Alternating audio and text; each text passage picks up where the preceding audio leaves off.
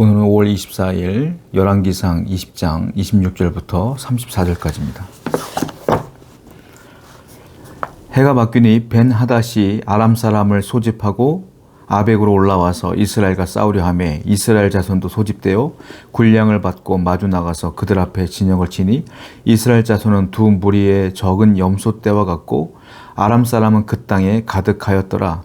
그때 하나님의 사람이 이스라엘 왕에게 나와 말하여 이르되 여호와의 말씀에 아람 사람이 말하기를 여호와는 산의 신이요 골짜기의 신은 아니라 하는도다. 그러므로 내가 이 큰 군대를 다 네 손에 넘기리니 너희는 내가 여호와인 줄을 알리라 하셨나이다 하니라. 아람 왕이었던 벤하닷이 다시 군사를 정비하여 또 쳐들어옵니다. 이번에는요 더 많은 군대를 이끌고 왔어요. 그러니까 벤하닷의 입지는 견고했고 하나님을 향한 마음도 똑같았어요. 하나님을 모욕하는 마음으로 그런 전쟁을 벌입니다. 하나님의 사람이 아합 왕에게 이렇게 얘기를 하죠. 저 벤하닷은요 이런 얘기를 했으며 여호와 하나님은 산의 신이고 골짜기의 신은 아니다. 무슨 말이냐면 산에서만 강한 신이고 골짜기에서는 아무것도 아닌 신이다라고 모욕하고 그렇게 알고 있다는 거예요. 산도 만드신 이가 하나님이시고 골짜기를 만드신 이도 하나님이신데 하나님은 온 천지를 만드신 하나님이신데 그 하나님을 반쪽도 안 되는 신으로 여기고 있는 것이 벤하닷이라는 겁니다. 그래서 이번에도 하나님께서는 하나님의 사람을 통하여 이 아람 왕을 멸절하기로 결정을 하신 거예요. 심판하기로 결정하신 거예요. 왜? 하나님을 모욕하니까. 하나님을 모욕하며 사니까 하나님은 가만 놔둘 수가 없는 거예요. 성도 여러분, 제일 무서운 죄가 이와 같이 하나님을 모욕하는 겁니다. 여러분들은 하나님을 모욕한 적이 없죠? 그런데 하나님을 모욕한 게 뭡니까? 하나님은 산의 신이요 골짜기의 신은 아니다. 이게 하나님을 모욕한 거거든요. 무슨 말일까요? 하나님의 능력을 완전히 적게 생각하고 있는 거예요. 하나님은 모든 걸 할 수 있습니다. 이분이 하나님이신데 하나님은 이 정도만 하고 이건 불가능할 것 같은데 이게 하나님을 모욕하는 거라는 거예요. 여러분들은 어떠세요? 아무리 기도해도 이루어지지 않아요? 그때 들어오는 생각이 뭡니까? 하나님은 이것은 건들지 않으려나 보다. 못하나 보다. 이런 생각이 들어옵니까? 그게 하나님을 모욕하는 것이다. 믿음은 뭡니까? 못할 능력이 하나님께는 없습니다. 지금 내가 비록 기도해도 이루어지지 않아도 10년을 기도해도 이루어지지 않아도 계속 기도하리이다. 왜? 하나님은 하나님의 뜻대로 말씀대로 행하시기 때문입니다라고 기도하는 게 믿음이지. 조금 기도해보고 안 되면 하나님께서 안 하실라나 보다. 하나님은 안 들어주실라나 보다. 이게 하나님을 모욕하는 거라는 거예요. 하나님을 모욕하지 마세요. 끝까지 하나님을 신뢰하며 믿으며 나가는 여러분 되기를 축원드립니다. 28절이에요. 28절 아까 읽었으니까 제가 한 번 더 뒤에 부분만 설명해 드릴게요. 하나님께서는 이 벤하닷과 아합 왕의 전쟁 가운데 개입하시길 원했는데 재밌는 사실은 28절 하반절에 보니까 이렇게 말하고 있어요.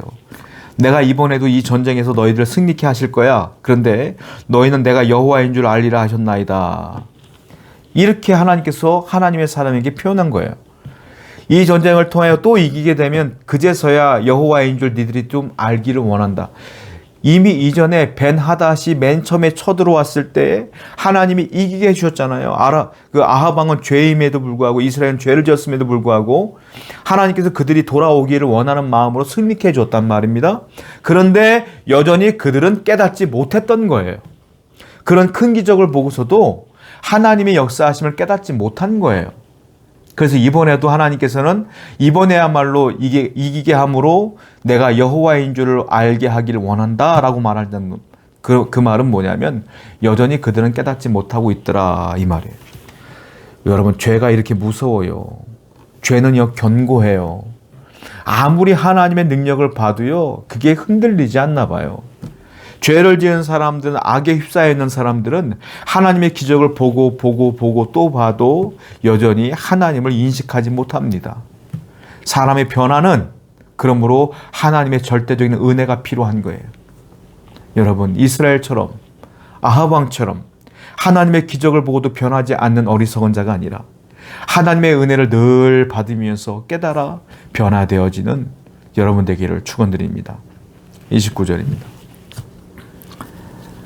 진영이 서로 대치한 제7일이라 일곱째 날에 접전하여 이스라엘 자손이 하루에 아람 보병 10만 명을 죽이매 그 남은 자는 아벡으로 도망하여 성읍으로 돌아갔더니 그 성벽이 그 남은 자 2만 7천 명 위에 무너지고 벤하닷은 도망하여 성읍에 이르러 골방으로 들어가니라.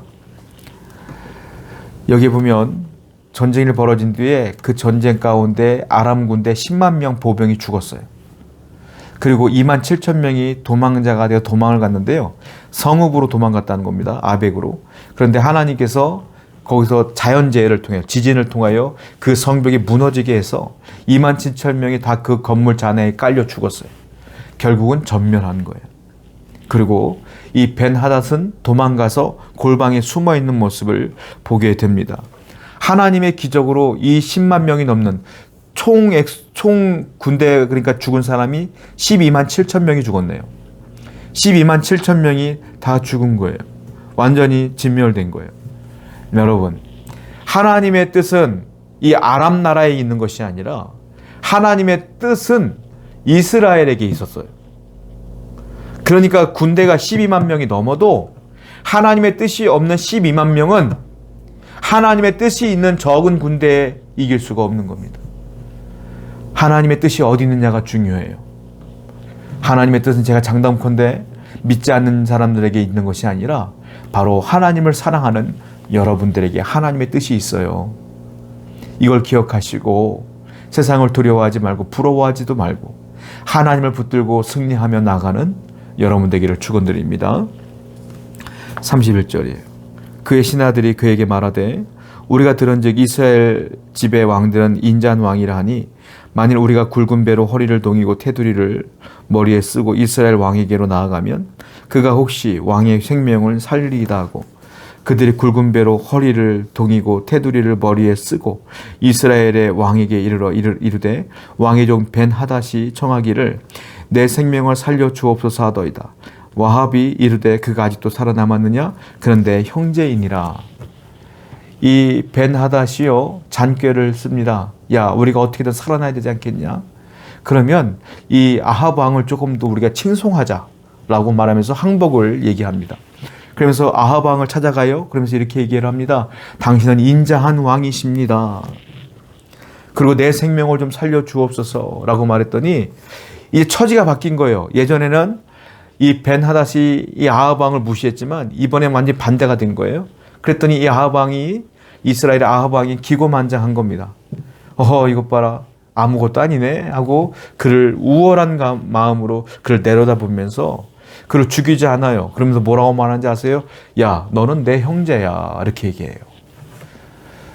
멋있는 장면 같으죠? 멋있는 장면 아니에요. 왜냐하면 하나님은 벤하닷을 죽이려고 심판하려고 작정하셨잖아요. 그러면 이 벤하닷은 하나님의 원수란 말입니다. 그런데 이 하나님의 원수된 벤하닷을 이 아합 왕은 뭐라고 말해요? 너는 내 형제라. 아합 왕은 여전히 변함이 없어요. 여전히 하나님이 그렇게 돕고 계심에도 불구하고 여전히 변하지 않아요. 하나님의 뜻은 중요하지 않아요. 하나님의 생각, 관심도 없어요. 하나님의 생각은 벤하닷이 죽는 거예요. 그런데 아합 왕은 벤하닷을 살려주며 내 형제라고 얘기하고 있어요. 하나님의 뜻이 뭐가 중요해? 하나님의 마음이 뭐가 중요해? 하나님의 생각이 뭐가 중요해? 내가 그를 이긴 것을 만방에 펼치는 게 중요하지. 라는 것이 아합의 생각입니다. 사람은 이렇게 즐깁니다. 변하지 않아요. 하나님이 얼마나 답답하시겠습니까? 여러분들은 어때요? 여러분들은 변화가 잘 됩니까? 하나님이 보실 때 어쩌면 여러분들도 아합처럼 변하지 않는 답답함이 있지 않을까요? 그렇게 말씀을 줬는데도 변하지 않아. 그렇게 기적을 보이는데도 변하지 않아. 내 고집 하나 끝까지 지키며 자존심 생기면서 고집 피우면서 살아가는 여러분들의 모습이 마치 아합 같지 않습니까? 하나님은 수많은 말씀과 수많은 기회를 통하여 회개해라, 돌이켜라, 이제 그것을 하지 말아라, 끊어라, 변화되라 라고 말씀했지만 여러분들은 듣는 둥 마는 둥 내 맘대로 살고 있지는 않나요? 그것이 아합과 똑같은 삶이 아니겠습니까? 오늘도 하나님 말씀에 귀를 기울이시고 하나님 말씀에 순종하고 겸손하게 나아가는 여러분 되기를 축원드립니다. 기도하겠어요. 아합처럼 하나님 앞에 변하지 않는 모습이 아니라 하나님께 겸손한 모습으로 변화되어지며 살아가는 성도가 되게 해주시옵소서. 예수님의 이름으로 기도드렸습니다. 아멘.